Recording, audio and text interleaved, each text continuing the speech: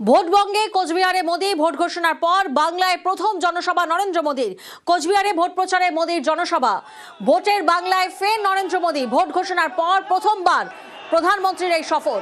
প্রথম দফার ভোটের আমরা জানি বাকি আর মাত্র 18 দিন। ব্যাটেল গ্রাউন্ড বাংলা এবং সেই ব্যাটেল গ্রাউন্ডে উত্তর থেকে প্রচার শুরু করছেন নরেন্দ্র মোদী।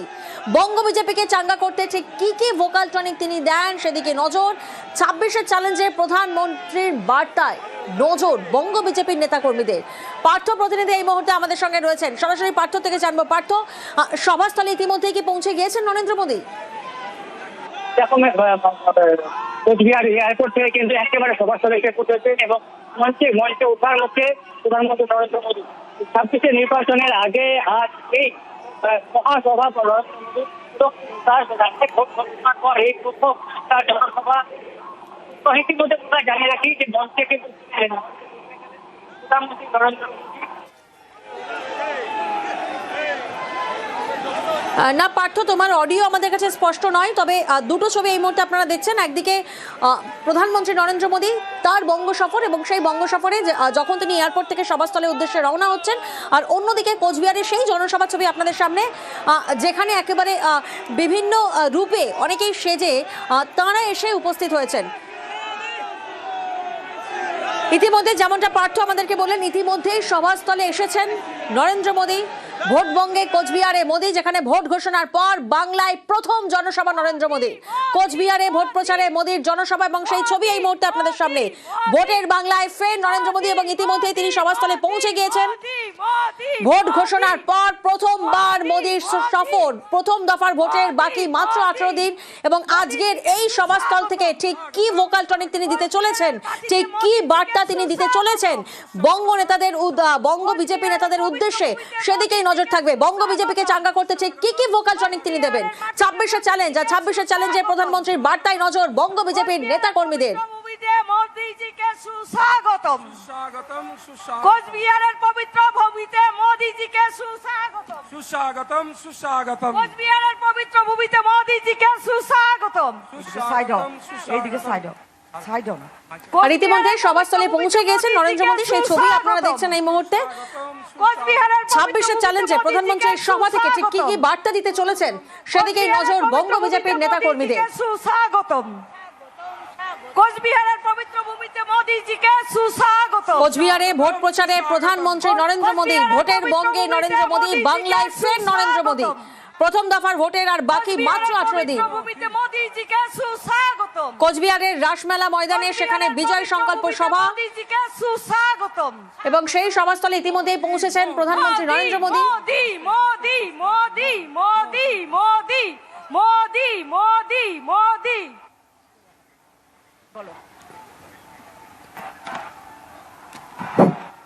বন্দে মাতরম।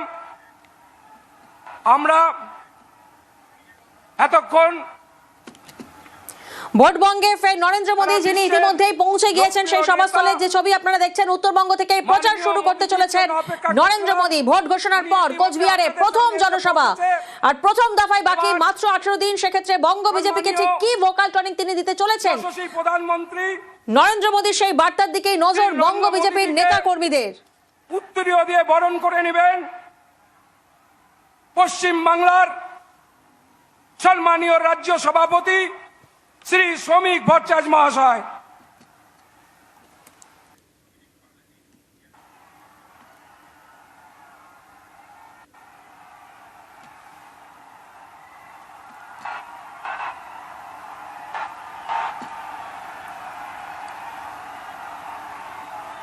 ভোট ঘোষণার পর প্রথমবার রাজ্যে প্রধানমন্ত্রী নরেন্দ্র মোদী, যেখানে উত্তরবঙ্গ থেকে বিজেপির প্রার্থীদের সমর্থনে প্রচার শুরু করতে চলেছেন তিনি।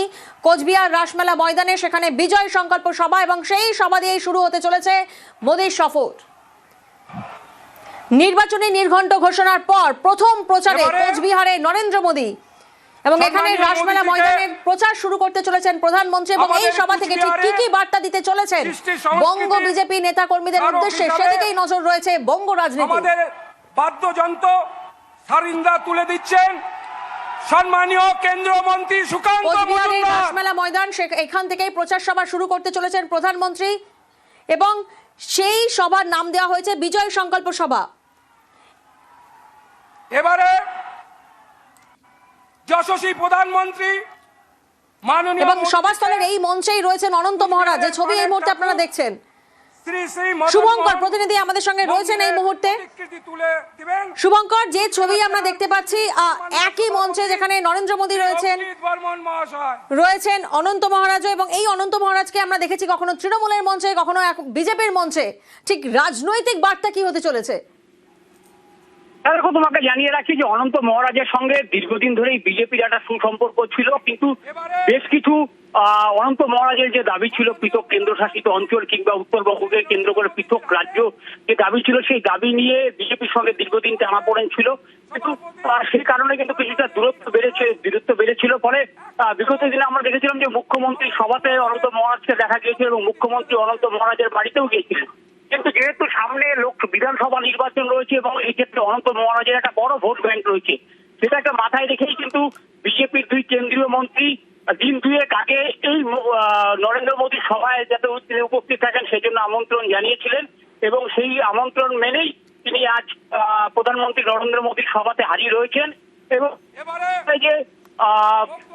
এই যে সামনে যে বিধানসভা নির্বাচন, সেই বিধানসভা নির্বাচনের কথা মাথায় রেখেই কিন্তু বিজেপির নেতৃত্ব অনন্ত মহারাজকে বিজেপির দিকে টানতে চাইছেন, এবং সেই ডাকে সাড়া দিয়ে অনন্ত মহারাজ হাজির হয়েছেন। কিন্তু সেই এই যে সম্পর্ক, সেই সম্পর্ক এখন কতটা ভোট বাক্সে পড়ে তা কিন্তু সেদিকেই নজর থাকবে একেবারেই। শুভঙ্কর, এই যে সভাস্থল আপনারা দেখছেন, যে সবার নাম দেওয়া হয়েছে বিজয় সংকল্প সভা, এবং এই সভা থেকে ঠিক কি বার্তা দিতে চলেছেন বঙ্গ বিজেপি নেতাকর্মীদের উদ্দেশ্যে, সেদিকে নজর রয়েছে। সুস্মিতা আমাদের আরেক প্রতিনিধি আমাদের সঙ্গে রয়েছেন। যিনি স্বপ্ন দেখাতে পারেন এবং স্বপ্নকে বাস্তবায়িত করতে পারেন।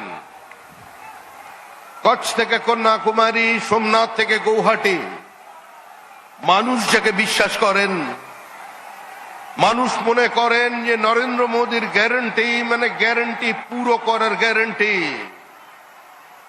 এই অভূতপূর্ব পশ্চিমবঙ্গের যুগ সন্ধিক্ষণে তিনি এই কুচবিহারের মাটিতে আমাদের মধ্যে উপস্থিত হয়েছেন। আর আজ 5ই এপ্রিল একটি ঐতিহাসিক দিন। 1947 সালের 5ই এপ্রিল হুগলি জেলার তারকেশ্বরে এই পশ্চিমবঙ্গের জন্য রেজলিউশন পাশ করেছিলেন ডক্টর শ্যামাপ্রসাদ মুখার্জি, এনসি চ্যাটার্জি, যে একটি সেপারেট হিন্দু হোমল্যান্ড চাই। Pakistan or no Pakistan, Bengal should be divided. Bangali হিন্দুর জন্য একটা জমি রাখবার আমাদের প্রয়োজন আছে। সেদিনের সেই শ্যামাপ্রসাদ মুখার্জির স্বপ্ন বাস্তবায়িত হয়েছিল 1947 সালের 30 জুন প্রাদেশিক আইনসভায়। আজকে সেই ঐতিহাসিক দিনে যখন পশ্চিমবঙ্গের প্রত্যেকটি যুবক বলছে ভাতা নয় ভাত চাই, যখন মহিলারা বলছেন 1,500 টাকার লক্ষ্মীর ভান্ডার নয় 3,000-এর অন্নপূর্ণা ভান্ডার চাই, আমার ছেলের মেধার সুরক্ষা চাই, আমার কর্মসংস্থানের সুযোগ চাই, পশ্চিমবঙ্গের শিল্পায়ন চাই, ভারী শিল্প চাই, ডুয়ার্সের জঙ্গলকে সুরক্ষিত রাখতে চাই, ডুয়ার্সের কাঠ বাঁচাতে চাই, জঙ্গলের ক্যাকটাস বাঁচাতে চাই, অর্কিড বাঁচাতে চাই, উত্তরবঙ্গের নদী বাঁচাতে চাই, ইললিগাল স্যান্ড মাইনিং বন্ধ করতে চাই, বোল্ডার লিফটিং বন্ধ করতে চাই, পশ্চিমবঙ্গের নিবেশ চাই, অ্যাগ্রোভেজ ইন্ডাস্ট্রি চাই, উত্তরবঙ্গের আর্থ সামাজিক উত্তরণ চাই। ঠিক তখন আমাদের মধ্যে এসেছেন আমাদের প্রধানমন্ত্রী, আমাদের ভারতের প্রধানমন্ত্রী। তিনি শুধু কোনো দলের নয়, তিনি কোনো সম্প্রদায়ের নয়, সারা পৃথিবীর মুক্তি সূর্য নরেন্দ্র মোদী, যার দিকে মানুষ তাকিয়ে বলছেন যে এই অশান্ত পৃথিবীতে যুদ্ধ নয় বুদ্ধের বার্তা যিনি দিতে পারবেন, সেই ভারতের প্রধানমন্ত্রী আজকে কুচবিহারের মাটিতে এসেছেন। তাকে অনেক অনেক স্বাগত, অনেক অনেক অভিনন্দন।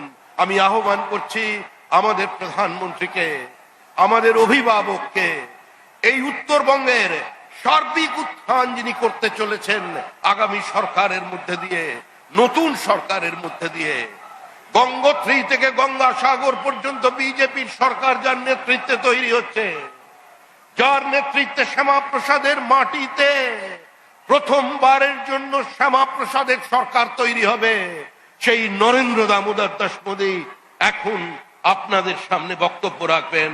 মাননীয় প্রধানমন্ত্রী,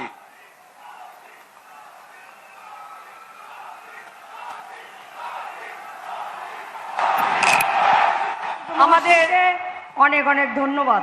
এবার আমাদের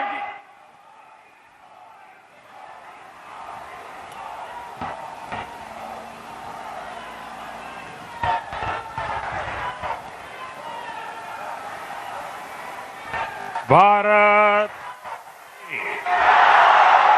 भारत माता की वंदे।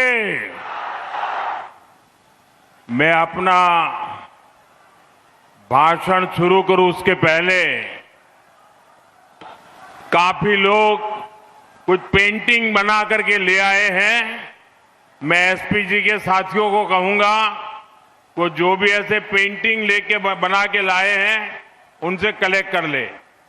इस चुनाव में जो उम्मीदवार है उन सबसे मेरा आग्रह है कि जरा आगे आ जाए।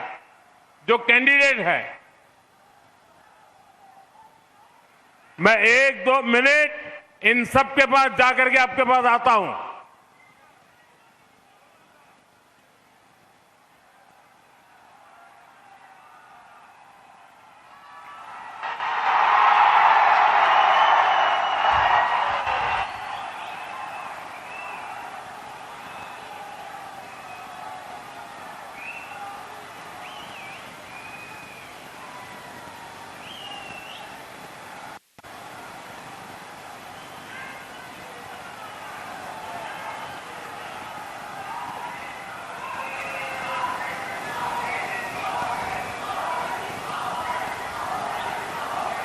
कूच बिहार के